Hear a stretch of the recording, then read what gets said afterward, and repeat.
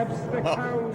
Wow. There's your dad, Victoria. Did you know what he was doing? You were like 9 years old when he taped that at CHCH. Welcome back to Morning Live. That is the legendary film star, the Vincent Price, who spent some time way before my time here at CHCH, but it's a real thrill to have Vincent Price's daughter, Victoria. Thanks for joining us. Oh, absolutely. Thanks for having me on the show. Oh, this is great. This is a real treat. Fan Expo is coming to Toronto this weekend at the Metro Toronto Convention Center. So all the way from Santa Fe, New Mexico, you're visiting Fan Expo, and drop by here with the producer of Hilarious House of Frightenstein, a legend here, Mitch Markowitz. Thanks for joining us. My pleasure to be with you. Yeah. Now, we have so many, you know, actually, we should have had you on a few years ago. There was a whole wave of CHCH veterans that retired that worked with you, and I used to hear all these Mitch Markowitz stories. And Rick Arsenault, actually behind camera too, just arrived shortly after your heyday here with Frightenstein. But wow, you're at Fan Expo as well. So yes, we're both there this evening, actually, at 5 o'clock doing a panel discussion. It's that show is well. You were telling the story that Mike Myers, when he received the keys to Scarborough, and they named the street after him, he talked to being home from school every day and watching CHCH Hilarious House of Frightenstein. The Big Count, Little Count actually inspired Mini-Me. Yes, yes, yeah. That was I was very proud to have actually seen him on television, and the fact that he attributed his inspiration to watching the show, because his movies were obviously huge. And he's a huge star, and it was a thrill to have seen him. Also, I'm Count Floyd from SCTV. That was certainly inspired by Hilarious House of Frightenstein. Yes, yes, and of course Ed the Sock. We can't forget Ed the Sock. Right, who was on CHCH these days. Yes, and he said that he had evidently watched the show and been inspired by it, and my wife actually is one of his biggest fans. We can hardly wait to run into Ed the Sock somewhere on the street. Well, yeah, we'll track him down for you, Robin, because he's here. Now, Victoria, as I mentioned off the top, you were around 9 when Dad came up here to tape all these shows. It was very intense, too. I mean, this show, which still runs today on TV Land in the U.S., and actually you hear people are seeing it all over the U.S. on various channels. Yep. But he actually was very compressed. This show, there were so many installments. He did it all in a week, though, so I guess you didn't see Dad that week. No, he actually was very busy when I was a kid, so there were many weeks I didn't see him. But, you know, he was used to shooting things quickly. A lot of those Edgar Allan Poe movies, they were shot in 3 weeks. Yeah, that's right. Of course. Yeah, and, you know, he's famous for all the horror movies, but, you know, we're going to talk a lot more about your dad's career. We're zeroing in on Hilarious House of Frightenstein, but from Egghead to Edward Scissorhands. And by the way, Victoria, I got to rent Edward Scissorhands because Victoria was in the movie Edward Scissorhands as well. I was. But we'll talk about that, but also we have to talk about your fine acting, Mitch. Yeah, super hippie, you mean? Super hippie. Yes. Roll it. Yes. This super show will return in a minute. 58 seconds, 59. Does it all mean it's all? But of course, well, you had so many characters. You also were the mosquito. Roll it. Yes. Oh, mosquitoes here too. Oh, that's funny. That's good. You know, some people would give their right arm to be at my birthday party tomorrow, and they're invited as long as they bring a present, like really a right arm, chroma key. a left leg, or a right leg. Get it? That's funny. Lunchtime. Lunchtime. I'll tell you, you know, it was actually quite remarkable. The CG on CHCH, boy, that was years ahead of its time there. Boy, every dollar was on the screen, Mitch. Yeah, that's true.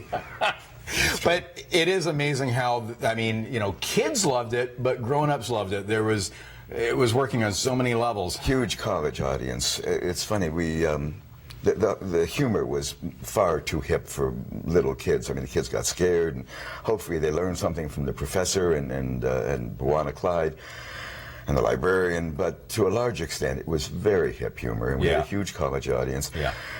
We were up against the Tonight Show, Johnny Carson's Tonight Show in some markets, and outrated him. Yeah. Because of all the... It was a tour de force. Of course, it had the cachet of Vincent Price on the show, but also Billy Van, who came back from writing on the Sonny and Cher show with Steve Martin to do this show at CHCH. He actually kicked off Morning Live as well. But what an amazing talent he was. I was so thrilled to be able to meet him before he passed away. Hey, you know what? I knew it. Darn it, we're going to run out of time. Stick around to stay on our not so attractive Orange couch. Not a problem. It's got some miles on it and some great guests, and you're among them. Anyways, we're going to be back. Fan Expo, it's this weekend at the Metro Toronto Convention Center, and we'll have more information on that coming up. Victoria Price and Mitch Markowitz, and the news at 8:30 is next on Morning Live. Arrived in Frightenstein. That's Monday's Morning Live, but we're not done with this Friday edition of Morning Live as we get ready for the Fan Expo at the Metro Toronto Convention Center, and runs all weekend. This thing is huge, too. More information online at Fan Expo. I think it's, is it .ca? .com. Anyway, so you're speaking at fanexpocanada.com, and you're speaking tonight, both of you. Victoria Price, the daughter of legendary screen star Vincent Price, and Mitch Markowitz, who produced the show that everybody watched on CHCH with Vincent Price and Billy Van. You're speaking tonight. What's going on? 5 o'clock, we're doing a panel discussion at the show, and it's about reliving Frightenstein, so I'm really looking forward to that. Just hoping I can jog my memory so I can actually relive it. Yeah, we'll roll some of the video for it because, we're talking about Mike Myers and Jim Carrey and the who's who of comedy were inspired by, Hilarious House of Frightenstein on CHCH. And it just, you mentioned, the college crowds back in the day. It wasn't just for kids. It works on so many levels and still does today as it airs in the U.S. on several networks. I know it's on TV land on both sides of the border. Absolutely. Funny story, I think I mentioned my son is going to University of British Columbia, our son. Yeah. And he was living in a dorm, went downstairs to the common room one day. The kids were all sitting around watching a big screen TV, and sure enough, they were watching Frightenstein. And then I flew by, and my son said, "There's my dad." And of course, he was treated with a whole new reverence on campus after that. Oh, of course. Yeah. Now, your dad, of course, he had, when fans come up to you talking about, how your dad impacted them, I know Frightenstein comes up, but what resonates most? I'm giving a talk tonight at 7 o'clock about my dad's life, and really the gist of the talk is what an incredibly generous guy he was. Mm-hmm. He was so kind to his fans. He would correspond with his fans. Mm-hmm. He really took the time to get to know people, and a lot of famous people didn't do that. Right. And so I think that's really what resonates for people the most, is what a nice, generous, open-hearted man he was. And the crews here that talk about, just in terms of the week that he spent with CHCH and the lunches and the dinners. I can attest to that. He walked onto the set and walked up to each and every guy in the crew on the set and introduced himself, and we're going to be working together, and anything I can do for you or anything, Yeah. I mean, unbelievable. You wrote a loving biography years back about your dad, and of course, he was groundbreaking in many ways too. He was heavily into art. He actually brought an art collection to Sears. Really, he is credited with the first celebrity cookbook. Yes, he is. And that cookbook was an incredible thing. Actually, Saveur magazine named it one of the 100 most important culinary events of the 20th century because it was a beautifully designed cookbook, and it was really. So you ate well growing up. Ate very well. I did. Yeah. Of course, as a kid, all you want to have is hamburgers, and we were having things like ratatouille. Right, you were eating 5-star every day. Yeah. Oh, it must have been rough. Oh, we're so sorry. But Edward Scissorhands, we got to talk about that. And actually, we have some of that great movie, Tim Burton, Johnny Depp, and You're a Dad.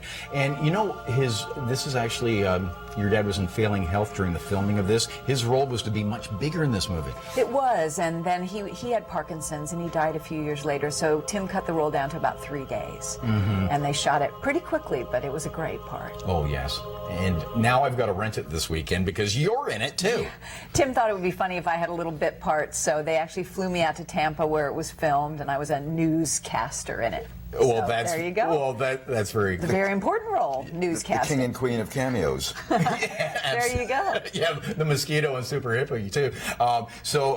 What's your favorite piece of work from your dad? The movie I love the most is Laura, which was a great film noir from the 40s, and I always urge people who haven't seen it to see it because it had an incredible cast, an Otto Preminger movie, really great film. Yeah, and of course, it all started back with Roger Corman, and Tales of Terror and The Raven. Sure. There's so many classics to delve into. Absolutely. With your dad's body of work, it is so huge. 105 movies. Wow. Yeah. And we can't forget Egghead on Batman. Oh my God. Best absolutely. Batman villain ever. Exactly. Exactly. Excellent. Talk about camp. Oh, absolutely. And of course, again, and he delivered that so well with Frightenstein on CHCH. Yeah. Wow. Well, never forget, there's no one left but me and him. I mean, nobody could have done that like him. Oh, yeah, absolutely. And he's an amazing actor, an amazing man. Mm-hmm. And it was an honor to have met him, and now it's an honor to have worked with his daughter. It was crazy back in that time, though, just in terms of the rewrites and all that, as you guys, because you only had him for a limited amount of time. That's you had true. to get it all done. Well, funny little story I'll tell you real quickly. He came onto the set. We shot a couple of episodes. We realized it wasn't coming out scary. Hey, Mitch, you've worked in TV before. You know when they yell in your ear and go, "We're out of time"? Yes. Yeah, I'm getting that. Understand? Yeah. FanExpoCanada.com. Pleasure to have you both here on Morning Live. Nice meeting Thank you so much. That's this Morning Live. If you can stick around, News Now is up next.